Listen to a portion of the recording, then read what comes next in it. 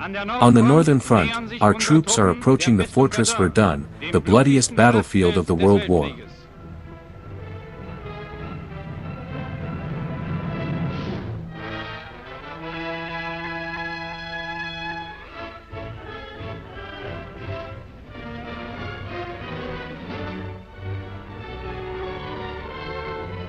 Over the rubble of the fortress, our troops are advancing. In front of the destroyed bridges, our infantry is advancing before the pioneers have finished their work.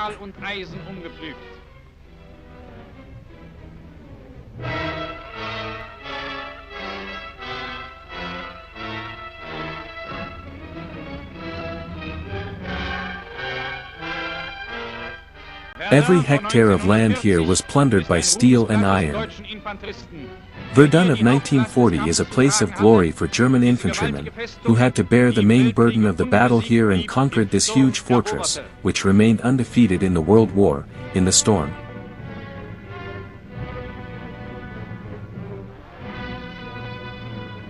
The commanding general on the tanks of the fortress Mark.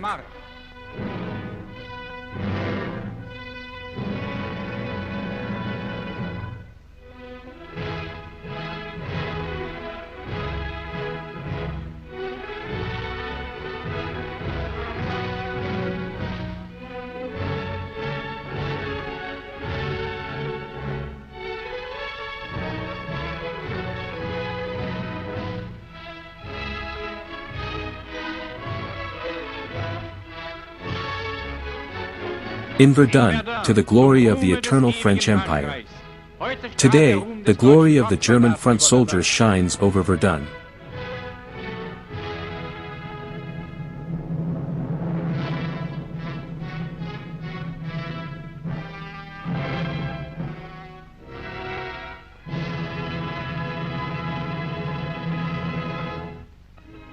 The French Victory Monument now bears the Reichsflag.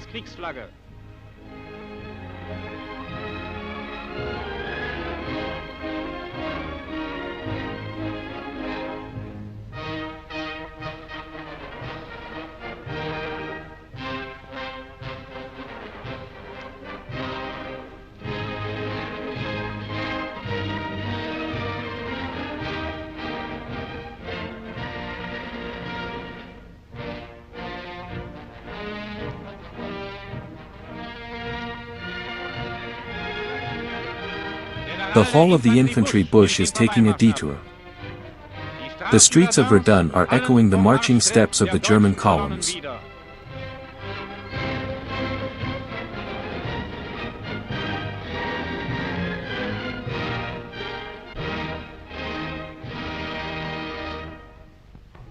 On June 22, the French armies capitulate in the Maginot Pass. The great battle in Elsass-Lothringen, in the middle of which the destruction of this strong fortified line was, is thus victorious. 3 army leaders and 500,000 soldiers are taken into German captivity.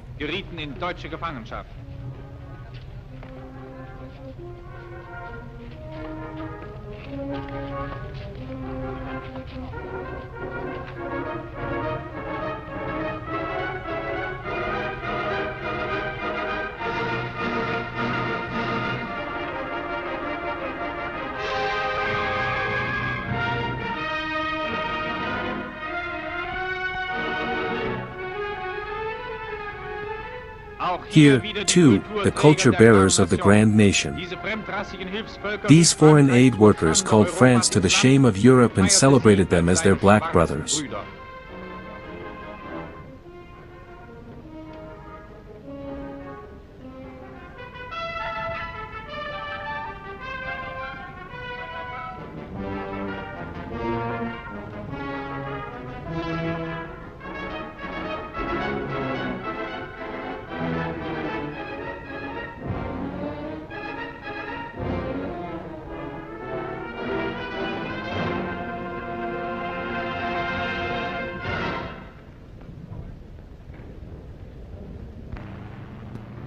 In the meantime, the operations on the Loire front have turned into pure pursuit battles.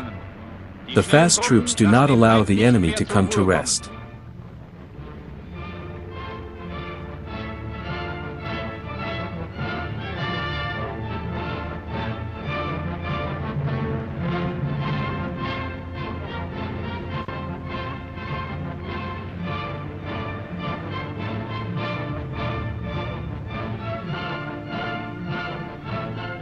A Panzerkampfwagen Abteilung gathers for a new operation.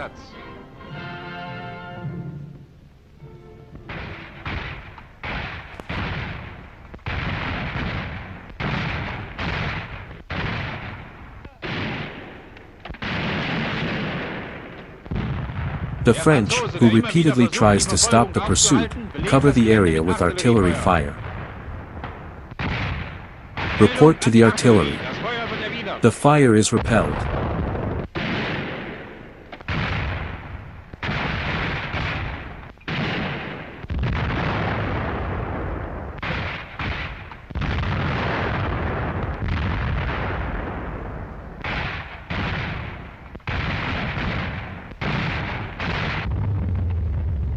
The tanks advance to attack.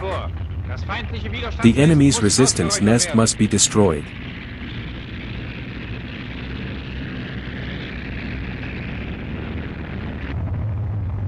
Sturmbatterien take the lead.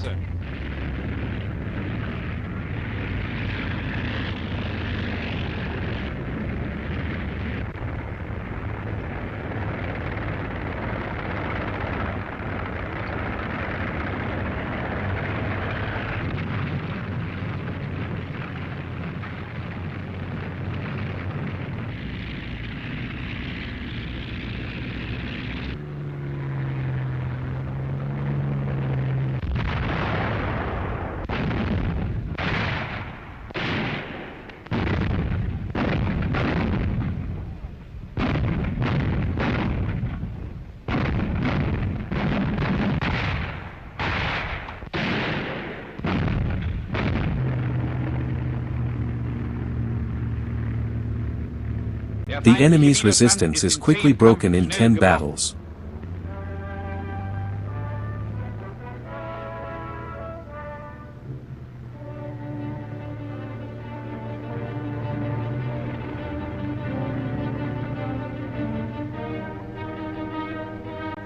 Even a counterattack by French tanks could not turn the fate around.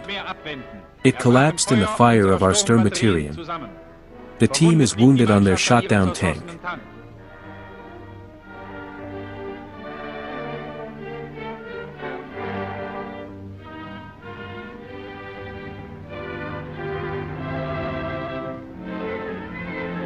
The remains in fireproof combat wagons are examined.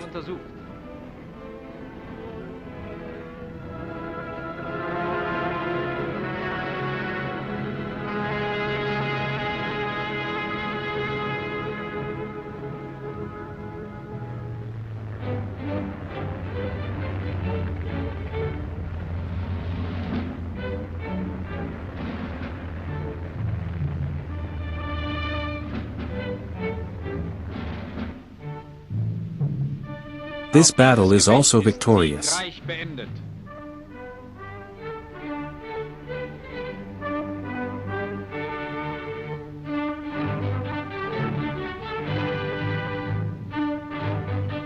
Infantrymen and tank men gather for a well-deserved rest.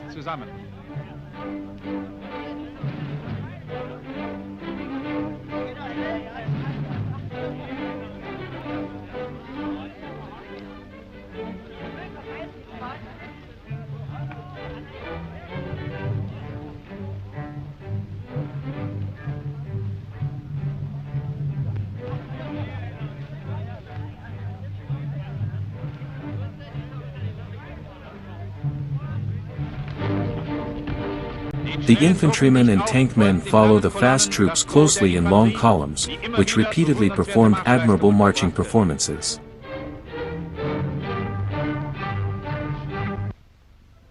The Führer with his generals in the headquarters.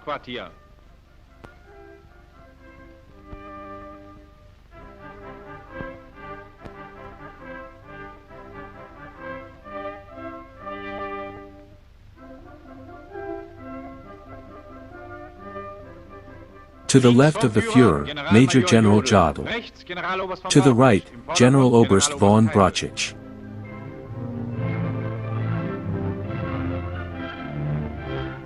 In the foreground, General Oberst Keitel. Major Admiral Raeder. In the garden of the large headquarters, General Field Marshal Hermann Göring discusses the further operations with the Führer.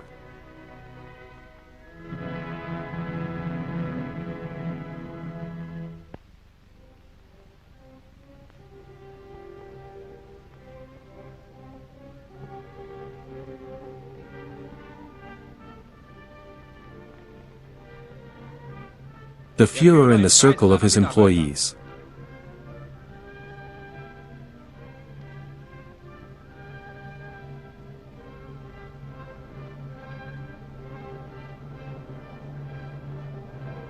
After the capitulation declaration of General Pétain, General Oberst Keitel presents the invitation for the Duce to Munich as a signature.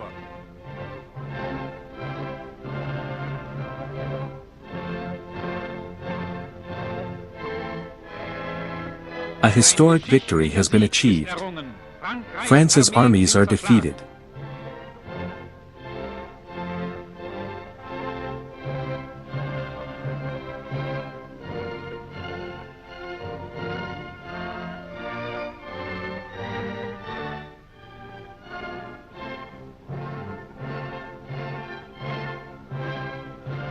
The first greeting on these glorious days goes to the wounded, who gave their blood for this glorious victory, which triggers indescribable enthusiasm everywhere, at the front and at home.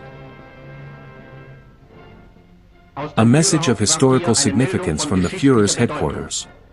The Prime Minister of the newly formed French Republic, Marshal Pétain, has declared in a radio address to the French people that France now has to lay down its arms. The Führer will meet the King's Italian Prime Minister, Benito Mussolini, for a meeting in which the attitude of the two states should be checked.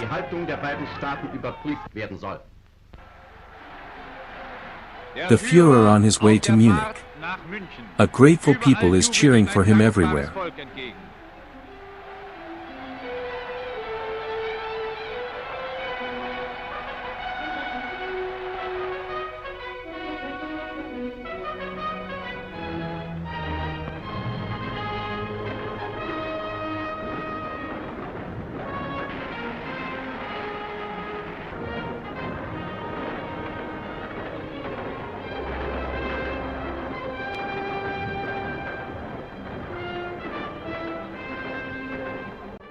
München ist erreicht.